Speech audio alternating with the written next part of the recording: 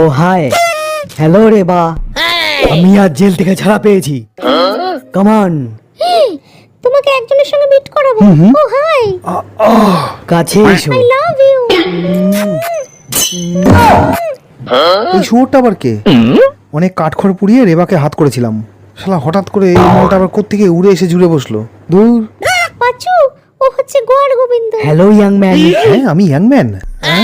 High high, আপনার সঙ্গে পরিচয় হয়ে খুব ভালো লাগলো। আমারও ভালো লাগলো। এখানে কোন পরিচয় আছেন? রেবার বন্ধু? হ্যাঁ, ওই আর কি। কেন বলুন তো? আমি রেবার হবু বর। হবু বর? বলে দিলি, ভেবেছিলাম পাচুকে সারপ্রাইজ দেবো। আর সারপ্রাইজ শুনি আমার প্যান্ট খুলে গেল। আপনারা কথা বলুন। ওকে ব্রাদার। আমি বুঝে গেছি, রেবার বাড়িতে আজকে আমার শেষ দিন। আমি হাজার চেষ্টা করলেও আমার পোড়া কপাল কোনোদিন ঠিক হবে না।